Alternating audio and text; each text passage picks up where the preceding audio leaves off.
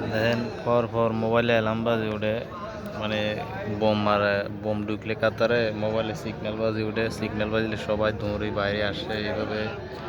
এখন কয়েকটা মারছে, 4-5টা মারছে, এগুলো উপরে উঠাই লাইছে।